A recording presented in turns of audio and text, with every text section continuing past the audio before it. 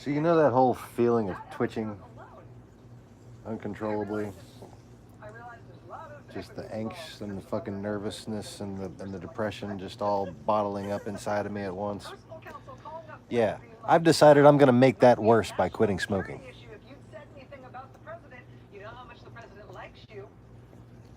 I don't feel like I have much of a choice.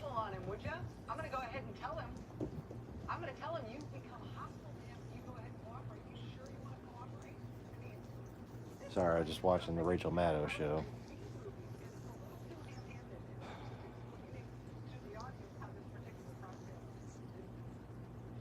I really could not get any decent fucking sleep last night.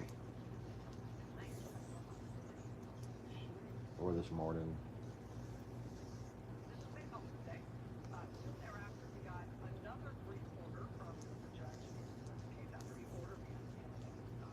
I got to talk to Jem towards the end of the live stream last night. That was nice.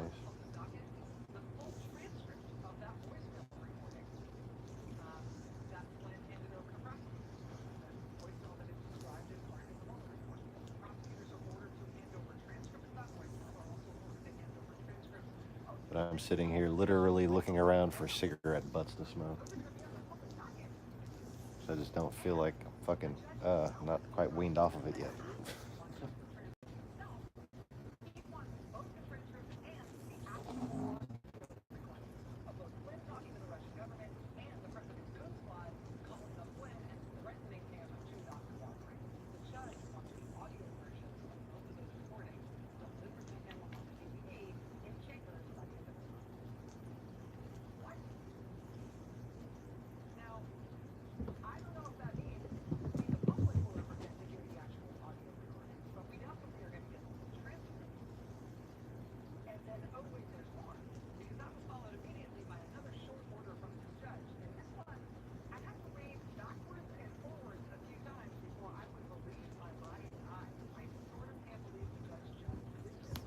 I think I just found one drag worth on a cigarette butt. Look at that. I'm about to smoke this shit too.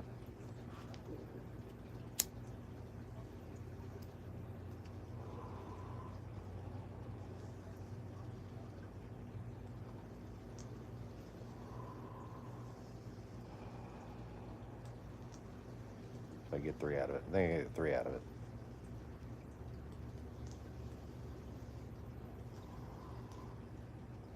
Alright.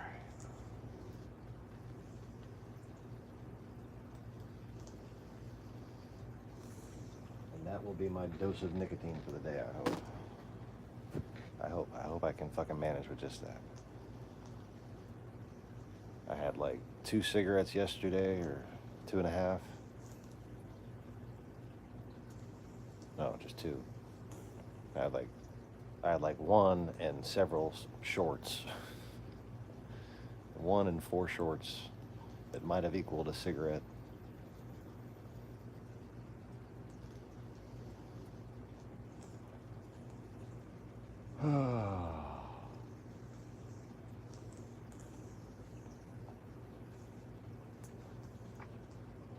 So,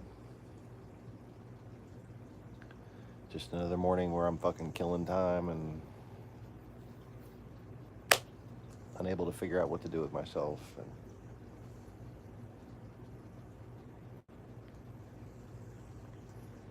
wishing I had somewhere to go that could, like pay me money to pay my bills with and stuff. But that doesn't seem to be happening.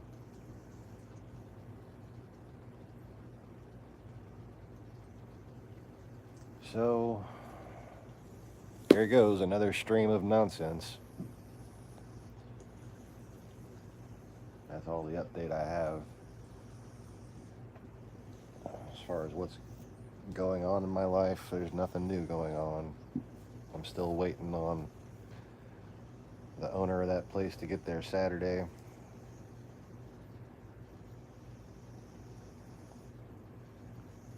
Hopefully I'll be able to talk to him Monday, hopefully. I was thinking about heading up there tomorrow on the way to work, but I don't think he's going to be in there yet because he gets back Saturday. He's not going to be there first thing in the morning, you know?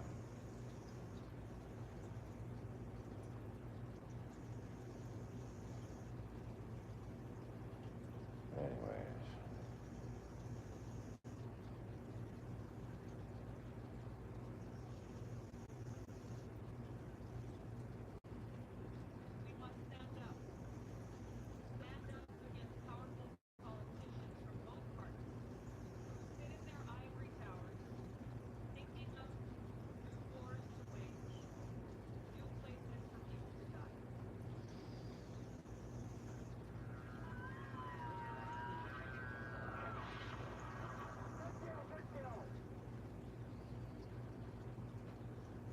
So, anyways.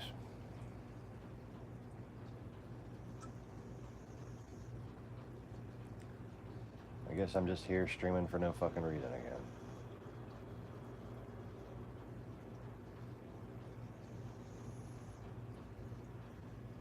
Oh my god, I want a cigarette.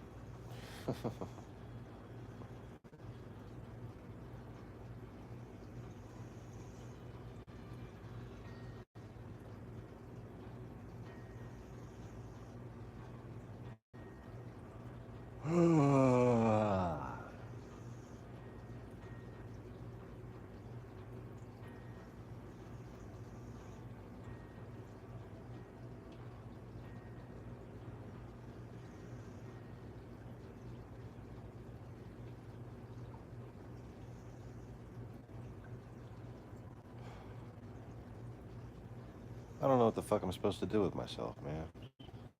This is just such bullshit.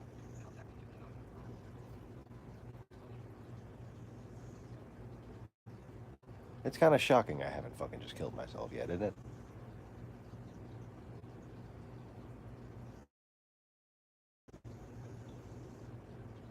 Alright, flag 2.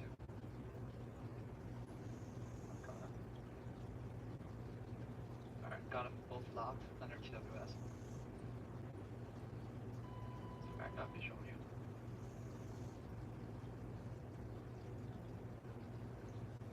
Yeah, I'm just gonna TWS one of them. Copy. Tanks are gone. Copy that. Okay, I have the right contact locked up. Alright, I'll take the left.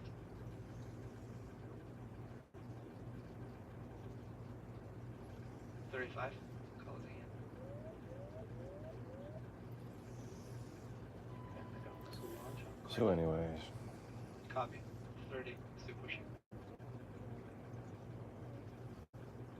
Welcome to another episode of watching me watch fucking random videos. They're descending. One's going high, one's going Taking a high guy. Fox 3. Alright, Fox 3 again.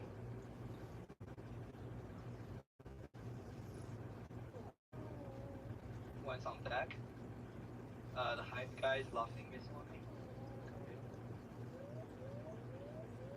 Alright, he's turning. Alright, Fox 3 defensive. defensive.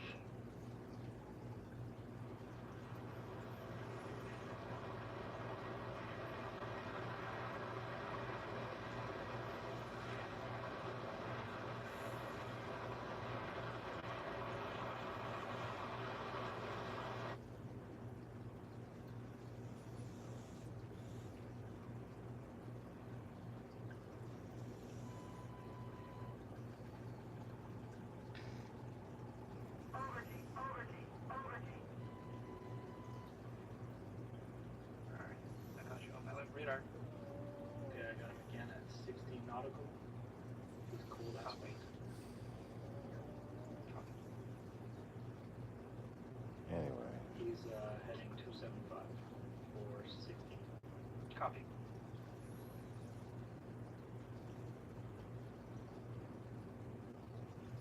Oh, it's on my neck. Okay. Heading up that. Copy that. I got him at 265 for 14. Fox 3, he's turning back at me. Alright, copy. Visual on him. Switching back to TWS. So he's just chasing me on my 6. So, That nautical. I'm pressing him. Copy. the reason why Russian planes are better than American planes is because when it comes to war, what you need to be able to do is produce a lot more of them quickly. Up there. If we got into a war, we would not be able to produce a lot more F-22s quickly. Just wouldn't be able to happen. Yeah.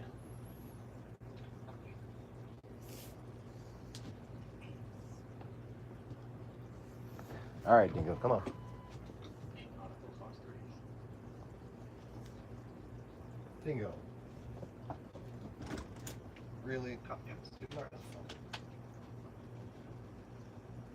trying to get behind the mountain here. I see him. Got visual. He's on the other side of the turn. Fox 2. Copy. Splash. Splash 1. Copy. I'm still thinking for a second one.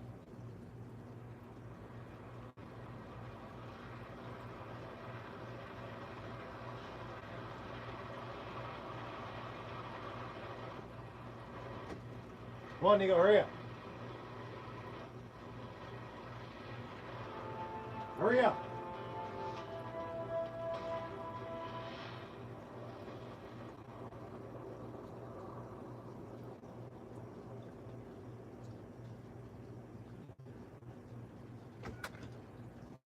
Copy that. Splash 1. He's down. Confirm kill.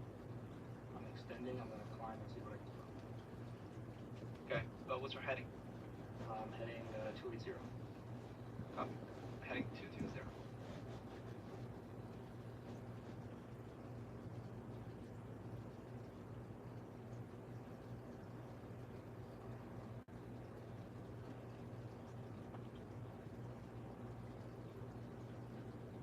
Turning.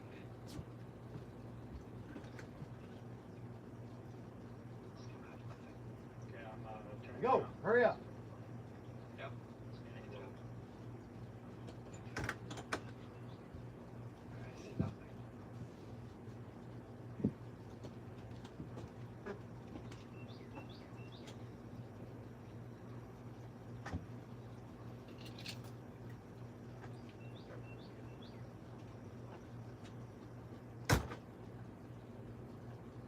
I'm climbing.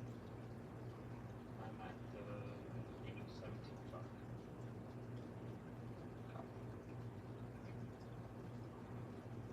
Oh, missile fire on my 6.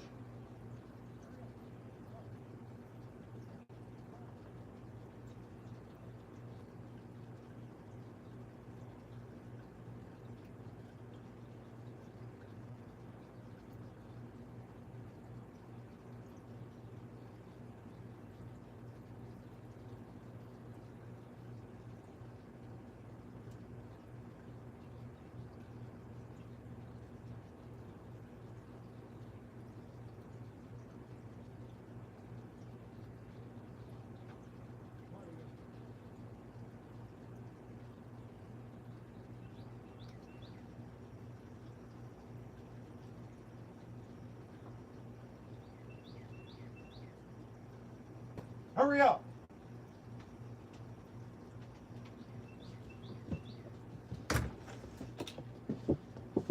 Oh, jeez. A viewer. Hello, viewer. How you doing? Have you said hello in the chats yet? No? I merged with them. Feel free to do so. I'm just having my never-ending panic attack. Just...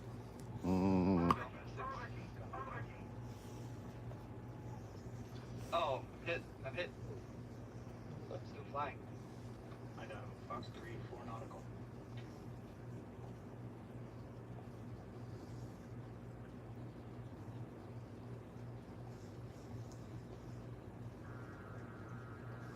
Splash. I got him. Copy. Still flying. Kill. So, feel like chatting? Still flying, Jet? Yeah. Hmm? All I know to fucking do anymore.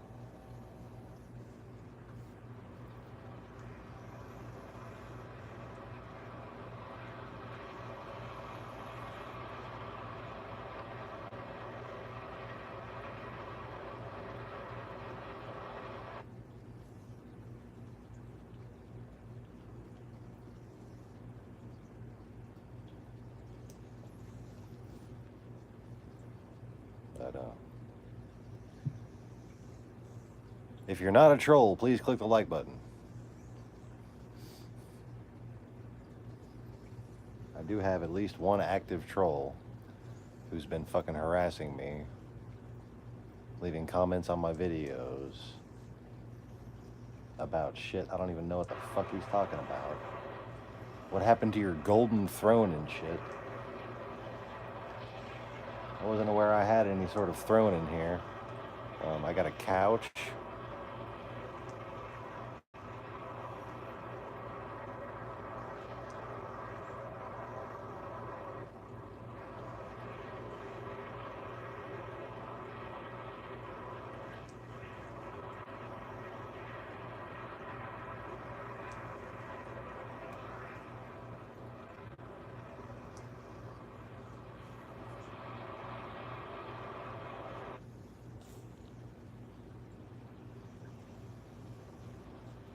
I don't get it. Are they playing the Eagles or the Fulcrums? I'm watching another Growling Sidewinder video.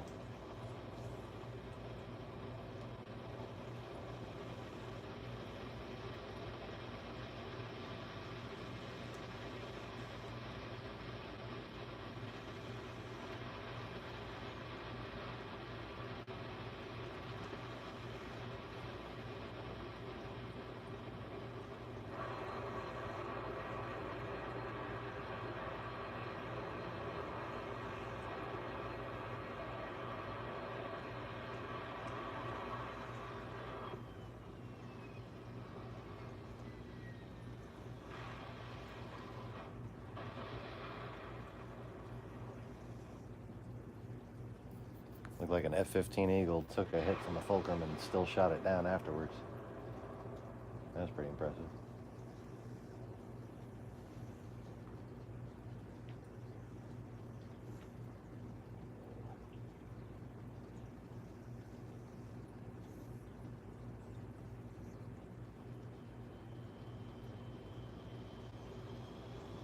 Hmm. 1.5 Eagles going home, an eagle and a half.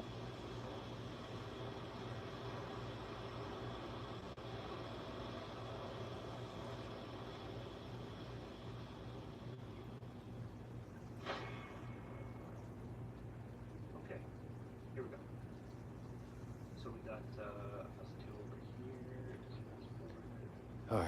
I think I should find something to eat. I'm not sure. I'm not sure what I want to do. I'm not sure if I want to eat. At this point, I I know I'm fucking starving to death. I didn't eat much of shit yesterday. I had you pretty good. Master J called you out. There's somebody climbing. I already had you locked up, so I just came with you.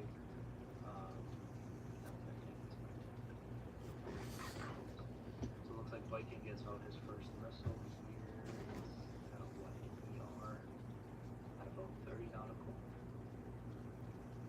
Yeah, pretty much like max range. Yeah, just Make it I'm think. assuming, yeah, just I'm gonna crank. I'm assuming, yeah, that missile was on me. That's what. Let's caused see the here. crack. Food. And I tried to F-pull it by just dragging it, but Food. because I figured at 30 nautical miles it wasn't completely dangerous. I was a little worried about The food is sniped. Yeah, true. Okay, looks like Jay pressed you inside of 20. Looks like TWS launched the whole Yeah, I think I'm just gonna not eat. Yeah, I was expecting a launch like any second to be honest. I'll just have some Cranking milk. out your missile here. Your missile. Yeah. Like the entire time I'm losing altitude, like diving down. That should be good enough, right? Just drink some milk. Just a little swig of milk. Should hold me over for another couple hours, maybe. Sort of. Whatever you did, it worked. Yep, so all three of those.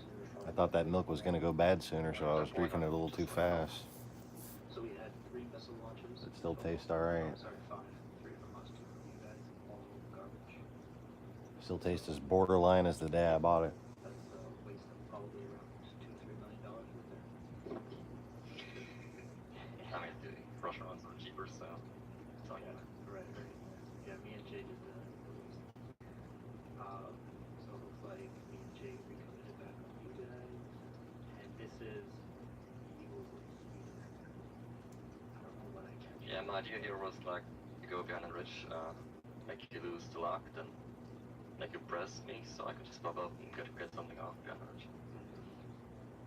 But yeah, didn't work. Yeah, I don't know what's going on with this around here. It just feels really I dropped shaft and tried to notch, but I got for that. Yeah, it's quite a few emeralds. So no chats. Can't say hello in the chats. Really? Yeah. It's constantly. Okay, and here you are. Oh, I took out Zoho first. I wonder if my new cyber slut friend is gonna show up today. I don't think so, no. Oh fuck! I gotta get something on my stomach. This This. is what happened. This is what happened. Okay, so I'm chasing Zoho. What am I gonna eat? Pop Tart? I guess I'm I'll chasing, see a he Pop goes Tart. over this ridge here, and I lose the block, and then all of a sudden another pig just flies out in front of me. I was like, yo, that was the fastest 180 I've ever seen. Wow. Because I thought he went over the ridge and came around. Wow. Yeah, so that's what happened. So yeah, I'm looking at him. He goes over under the thing, and then a MiG-29 pops out. Yeah, that was not bad. I was like, holy shit. So yeah, I fired off an hammer. I guess I found you. I gave you a sidewinder too, because I wasn't sure if it would be able to maneuver. Yeah, and that's like what, 2 miles, right? Yeah, but it did hit you. Double smash. I had no idea where you were. So Yeah, I thought you were still like to the, I don't know, further away. At this point, I start thinking that you're probably behind on the other side of that. Yeah. So at this point, me and Jay, we're trying to recommunicate, figure out what the hell's doing. I figured we pressed the hole too far, and I was probably behind it at this point. So like the last time, so I tried to turn around, have a look. Looks like Jay's already done that before me. Well, Zoho was in a notch position, so the radar didn't see him, or he was too far away. No, I was in the, Okay. and this is where I was hoping I had R73s, but Yeah, man. Because like the entire time you were behind me, I didn't get any. so Yeah, it's no. around 7 kilometers, I think. Let's get that range. Not even. Oh, Look my on That's 2, that's like 2-ish. it was telling me 7 Yeah, I kilometers. suddenly see a missile warning behind so far, so Yeah, that's some Matrix, man. There's no document. I mean, maybe if you did like it, but that would probably break your pilot. Oh, And keep playing. yeah, so Yeah, at this point, I am. He dodged it. Oh, he dodged it. What? I thought that's what killed him. What? Yeah, man. Dude, how Like I did saw it. Matrix. Oh my god. and I'm confused. I'm in such a strict conservation mode That is an. that I'm using a half of a Selecticize when I need an app. Dude, look at this. 11.3 G. Wow. Instantaneous 11 G. My pilot is 12. 12.8. 13. I saw 13. 13, yeah.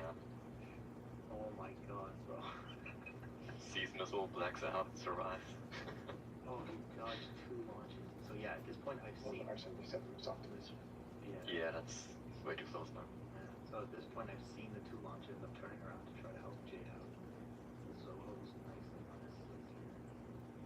A couple of flares. I dropped flares before too, and I was like not in this run, in the one before that, and I remembered that you guys don't have secrets. Yeah, fair enough, man. Well, I don't know what the loadout they had. Oh, dude, he gun killed you. Oh, Yeah, he didn't kill him. Just like damaged him. Yeah, Bad. yeah. I was wondering how you were smoking, having ate a missile bomb. Okay, so And at this point, I was hoping if I'd be able to notch it and it would go after him. That's shaky, man.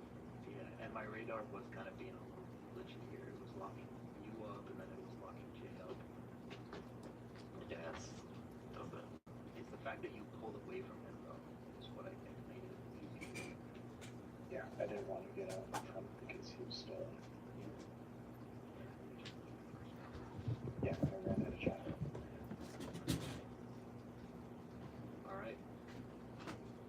5 boys.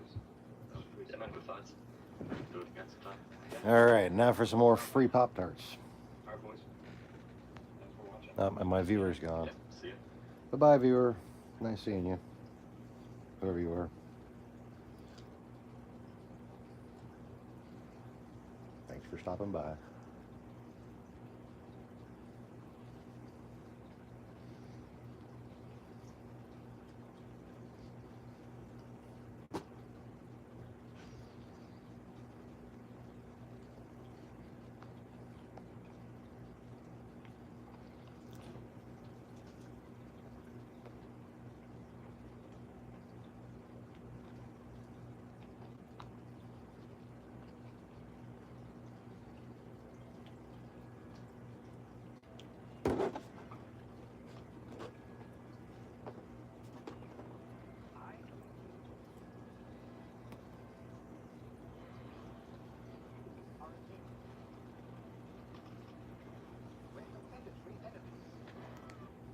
I've been trying to get answers to questions, and I found that a lot of the answers have been inadequate, and I've also found that some of the explanations I've gotten don't hang together. So it's, in a sense, I have more questions today than I did when I first started. I think people have to find out what the government was doing during that period. If we're worried about foreign influence, for the very same reason we should be worried about whether government officials abuse their power and put their thumb on the scale.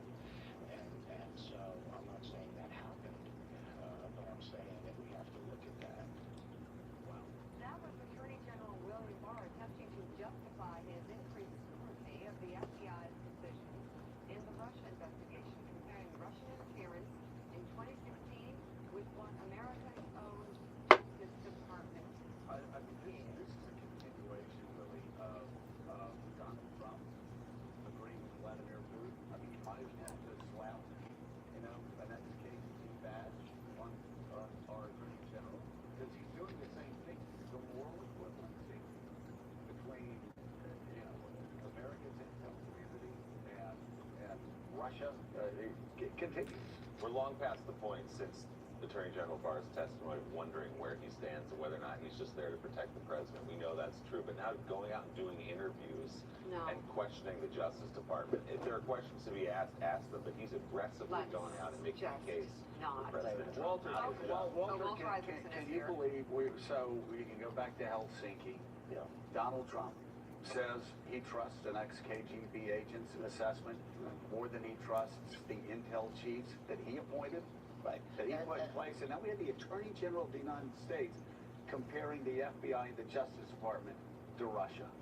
It's amazing, and what Willie said is so important, because we thought Bill Barr was coming in with a sterling reputation, somebody who, served in the previous Bush administration. A lot of us knew him from his legal work, and he thought, okay, this will be the test. Does Donald Trump corrupt every person around him automatically, or are there some people, including our current FBI director, who have pretty been much. able to keep their heads up high and stay on the straight?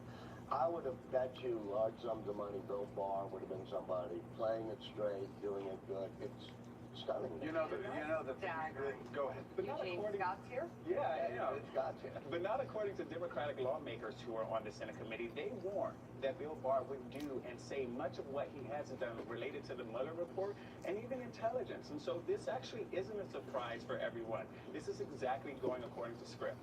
People that have known him, Democrats and Republicans that have known him for 30 years in Washington, they do seem surprised, Walter, even though the Democrats, you're exactly right.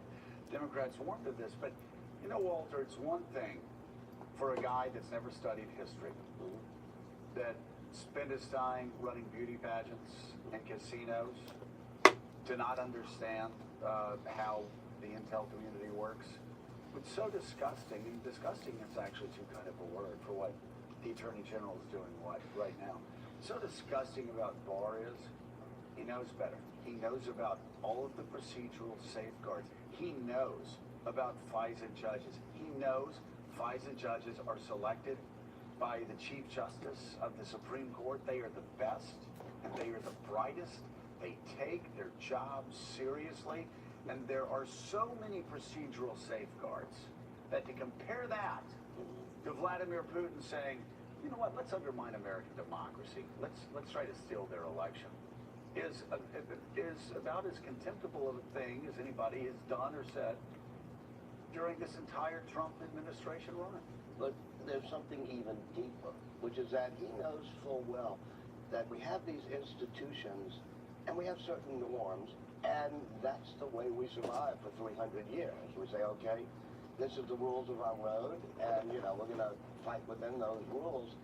To tear down certain norms, like the independence of the judiciary, that's a big one, the independence of the FBI or the intelligence agencies, and to do it for disruptive, just for political purposes, that is something that will have lasting damage. And I think, you know, we have to see how are we going to get out of this one. We've driven into some real quicksand. Yeah.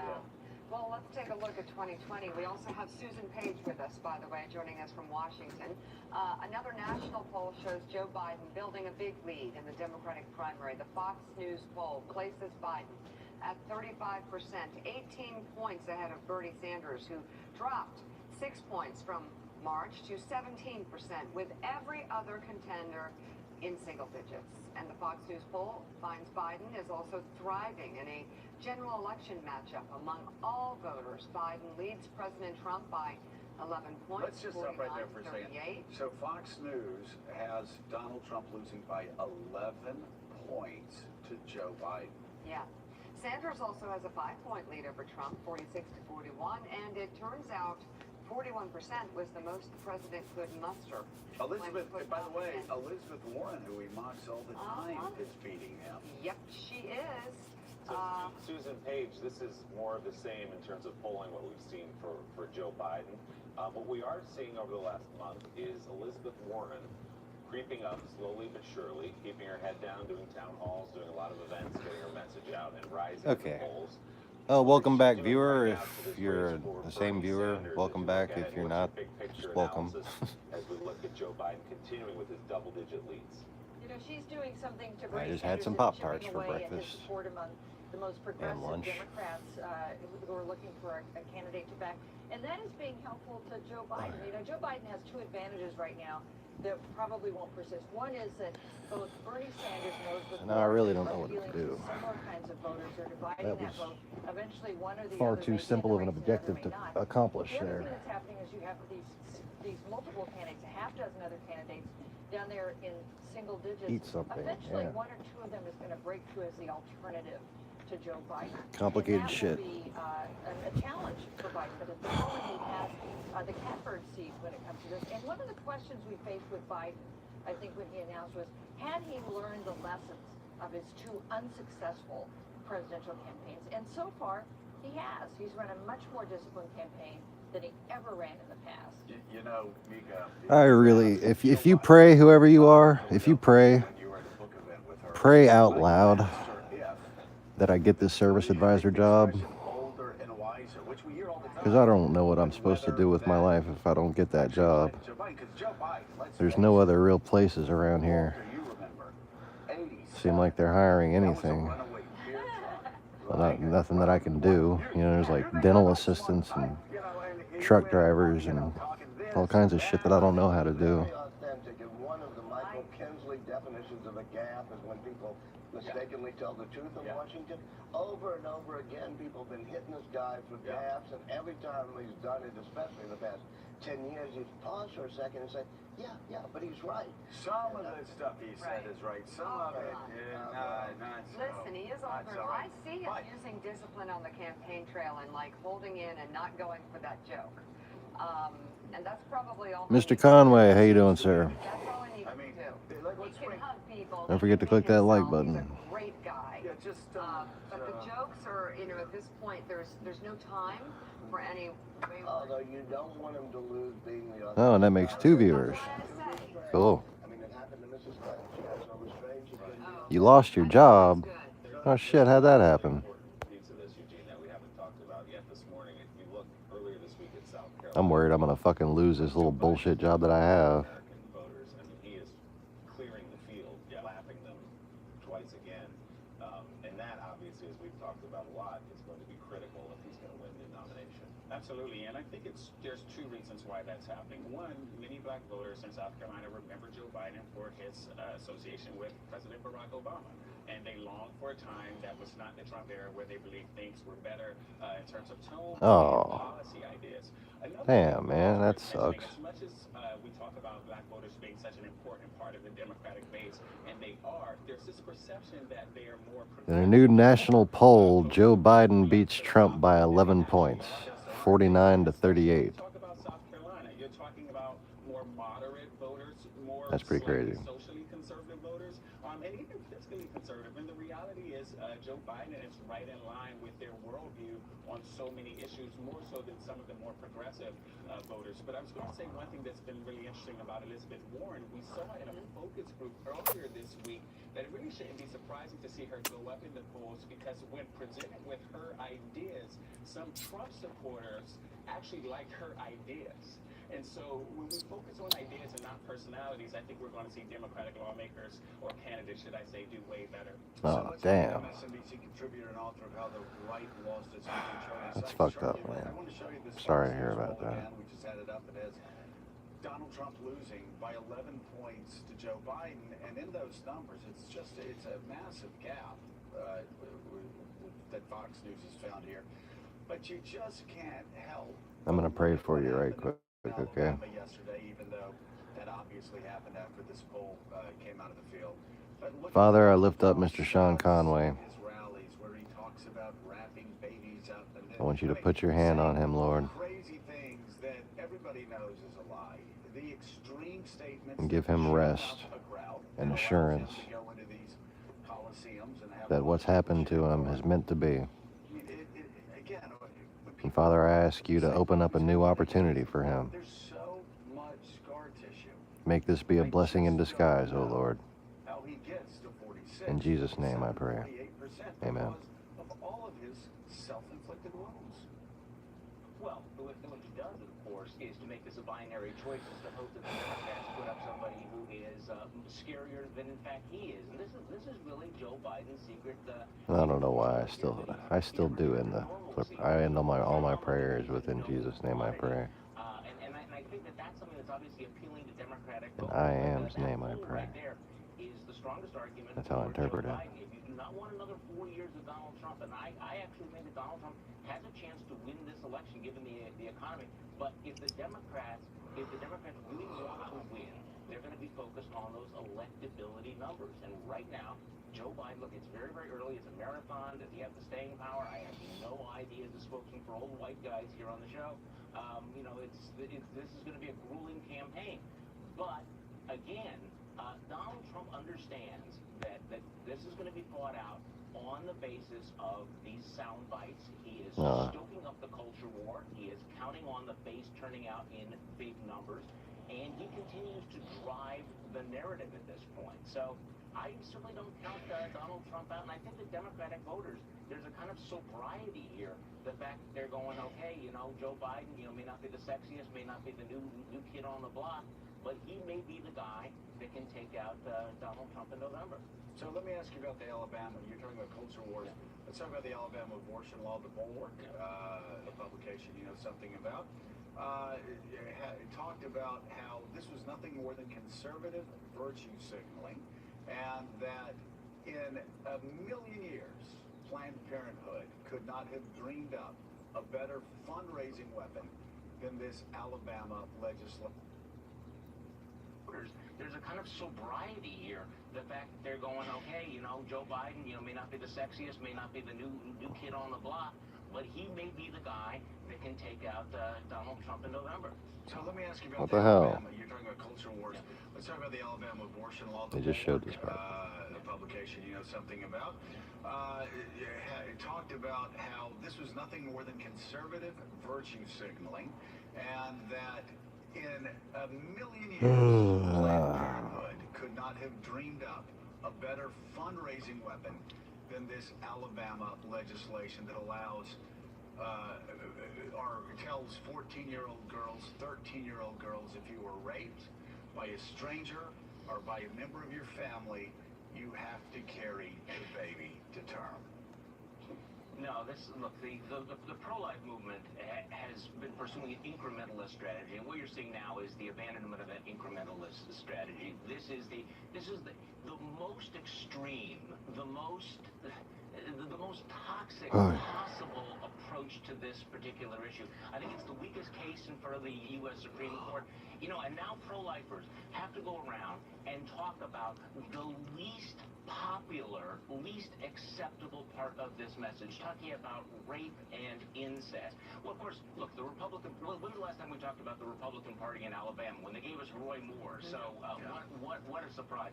But I think when you see people like Pat Robertson and Ralph Reed begin to say, this is a little bit too extreme. Look, when you've lost Pat Robertson on extreme, you know you're really, really out there. Now every Republican in the country is going to have to answer for this extreme, over-the-line, over-the-top proposal. Pat Robertson came out and said Alabama's gone too far. Kevin McCarthy being asked on Capitol Hill about this, and he said, look, I'm pro-life, but this is crazy. This goes way too far. We've always had exceptions for rape and incest. This Alabama law, now, and it is a law, will be held up as a sort of cartoonish, ugly, barbaric version of the pro-life movement by Democrats, and you've already seen all the 2020 candidates for president on the Democratic side seizing it and saying, this is the Republican Party, this is what you'd be voting for.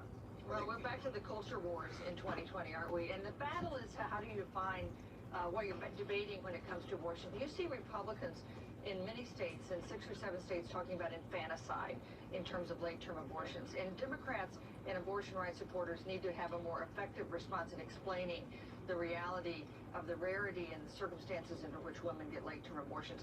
But on the other hand, you have Democrats who are eager to talk about a party that would not allow an exception in the case of rape and incest. And Kevin McCarthy said one thing that was inaccurate. He said that the Republican platform allows for an exception for rape and incest, and that is inaccurate. There was a debate over that at the last convention. They did not put in an exception for rape and incest. Okay. You know, the last thing you need from every Republican on the campaign trail this time around is to have to come down and say, okay, I'm not for an exception for rape, or I'm not. Which is why they've been avoiding the whole conversation. Republicans have not come out in support of this law or pushing back on it because they're anxious about it. But the reality is they are on the opposite side of 7 out of 10 of Americans who don't agree with this. And they had a pretty good approach, especially in the South where I'm from, which is the incrementalist approach, sort of starting with the late-term abortions and saying, well, if they're viable, the Supreme Court would say that those are, you know, right on the borderline. Trying to say if a doctor can deliver them live, they have to deliver them live. That's an easier ground upon which to fight, especially since it's at the margins of the court decision. Well, you know, and the thing, what we've learned over the past several months is, Walter, that when it comes to abortion, though both sides don't like it, Americans are in the middle. I've said it before. It's one of those 44% of Americans say that they are pro-life, 46% say they are pro-choice, but only 21% of Americans want Roe v. Wade overturned. And only 16% of Americans support late-term abortion. So Americans are sitting in the middle on this issue. This is something that's true about almost every major issue. If you take 60% of this country and get them to 70% and get them together and say, okay, how could we fix immigration, abortion, you know, any of these other issues, you could get a pretty good consensus. Yet, the weaponization of grievances that comes from our way of having debates, our gerrymandering, the way we do things on the internet, makes it so it's hard for the normal people to say, hey, we could get to some common ground here. So now recently President Trump has sent 2020 Democratic candidate Pete Buttigieg doesn't look presidential. And he does. I mean, I don't. In a new interview with Fox News, President Trump weighs in on Buttigieg's attempt to become the first openly gay man to be nominated for the presidency and what his candidacy means for a more inclusive society. Don't you think it's just great to see the fact that you've got a guy there on the stage with his husband, and it's normal. It's not even. I think it's absolutely fine. I do. But isn't it a sign of great progress in the country that that's just? Yeah, I think it's great. I think that's something that perhaps some people will have a problem with. I have no problem with it whatsoever. I think it's good. Well, that's positive. Willie? We're grading on a curve a little bit. The fact that he said it was fine and it was good. I didn't see anything negative there about Pete Buttigieg. He said some people would not have a problem with it. One of your most faithful voting blocs, white evangelicals, would have a huge problem with getting behind a gay man who's president of the United But States. see, here's the thing with Donald Trump. Like, Donald Trump has I think he's lived scared of his him. life, right? Has lived his life That was so soft. before he got into politics, surrounded by gay people. Sure. Surrounded by dating black people. Yeah. Going to fights with Reverend Al. Like, I mean, Willie, we talked about this at the beginning. It was very funny. You had all the Hollywood actors saying, "Oh, he's the devil." He's, rock stars. He's the devil. He's devil. Then rappers. Hey, nothing against. You remember Jay-Z? Hey, it's nothing personal against the man. Like, they spent a lot of time, like rap stars, others spent a lot of time with Donald Trump. Welcome, viewer number 2. And he was perfectly okay with it. This whole anti-gay, And fuck off, viewer number 2. racist thing has been anti-Muslim thing has been just the most cynical, sleazy political suit that he's put on. And you could say that about a lot of issues. We were talking about abortion. Right.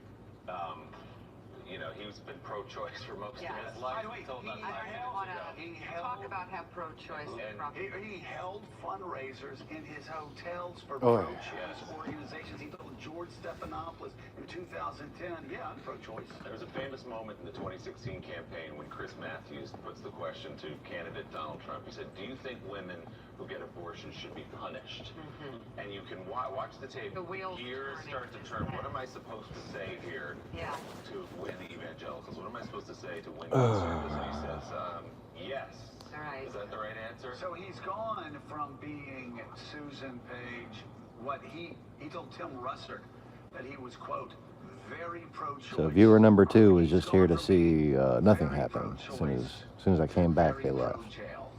That's interesting. You know, he is really, one of the interesting things in that Fox poll that you showed is the solidity, how solid his support is. He's got 41% of the vote, regardless of who he's running against. And a part of that, an important part of his most solid support is among white evangelicals. And it's because he has become very transactional on this issue. I'm not sure if most white evangelical voters believe that in his heart, Donald Trump has some of the views that he espouses, but he has delivered on issues of judges and issues of abortion rights and on some of these cultural issues that matter a lot to them, and they are in his corner. If you look at 41% of the vote, the only way you win the presidential election with 41% of the vote is in a three-way contest, which is not impossible if you look ahead to the next year. And those head-to-head numbers are consistent. Look down that right column. Whoever he's up against, he is locked in right around 40%. Whoever that opponent And that's why they got this chick on YouTube. these issues and Donald Trump sort of moving from one position to the next over the Forget her course of his name, life. fucking Siri or Obviously, something like as a that. Like, principled conservative, have a lot of problems with Donald Trump. There are a lot of people, though, who have gone along with him just for the reasons that Susan lays out, including judges being put in, not just at the Supreme Court, but across the country. How do you grapple with that as a conservative? No, Susan's absolutely right. You know, a lot of this is purely transactional. And you know, the situation with evangelical Christians is fascinating because, and if you watch the way they rationalize all of this, they'll say, okay, he's been married 3 times, he's paid off porn stars, he's done all kinds of things, you know, that we don't even know about yet. But as long as he is hardcore pro-life, they're going to stay in his corner. So in many ways, the abortion card is the card that he's played to do away with all of the other character questions that he had. Now, the question about, okay, the president, for a lot of conservatives, has delivered despite all of his flaws. My question is, you know, at what price? Let me ask Susan. This is the Faustian bargain that we've explained, and unfortunately the price tag goes up all the well, take it time. easy, Mr. Conway. Well, let me ask Susan Page, Walter, real quick, a question based on that, which is you talked to Barbara Bush before she died, both on Trump and on abortion. What has Trump been doing to people like Barbara Bush, and they're changing their views? Well, you know, the last time I interviewed Barbara Bush, a few months before she passed away, she said she no longer thought she was a Republican. Barbara Bush, the wife and mother of Republican presidents, said that she no longer considered herself a part of the GOP. It wasn't that she thought she was a Democrat, but she no longer felt she had a party, and I think that is a view reflected in a lot of Republicans like her who represent more, you know, it's not that she wasn't a conservative, but especially on, you look at these cultural issues, she did not feel that Donald Trump spoke for her. You know, it is a Faustian bargain. Welcome back, Conway. You wonder Is at that you? what point do conservatives say, okay, well, maybe we don't give up the rule of law for some judges. Whoever it was, they Maybe just left. we don't actually vilify the press for some judges. Maybe we don't attack Madisonian democracy day in, day out for some judges. It is a Faustian bargain, and they're willing to give up democratic norms, constitutional norms, cultural norms, moral norms, all for some judges. It's a Faustian bargain, and they'll lose in the end. All right, Susan Page, Charlie Sykes, and Eugene Scott, thank you all for being on this morning. And still ahead on Morning Joe, New York City Mayor Bill de Blasio joins us live on the heels of his presidential announcement, plus new reaction to the president's immigration plan.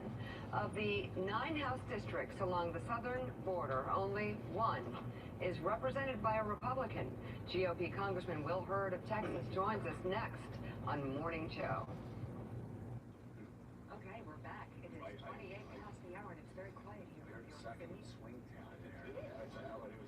President Trump has lots of plans for his long-promised border wall with Mexico.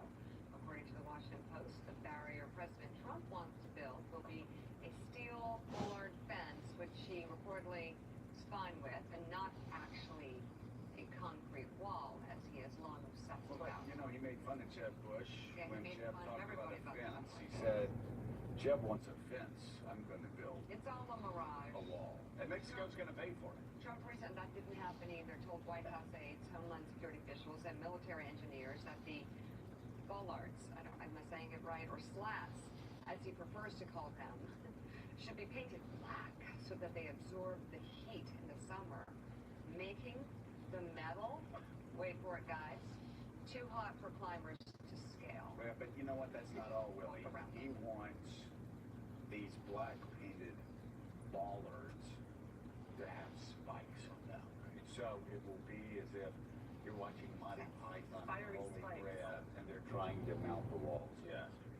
He actually talked about it in pretty graphic, specific terms about what might happen to someone attempting to cross as he or she was impaled on the spike. Which they can't crawl up. Joining us now, member of the House Intelligence and Appropriations Committees, Republican Congressman Will Hurd of Texas.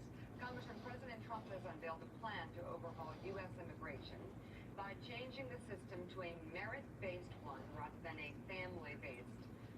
Under the plan, immigrants would have to pass a civics test and would get points based on their age, ability to speak English, education, and any job.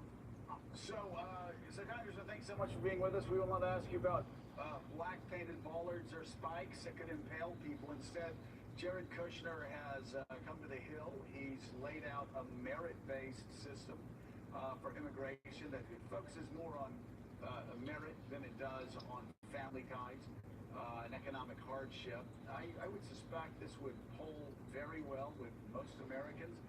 Curious, as a guy that represents more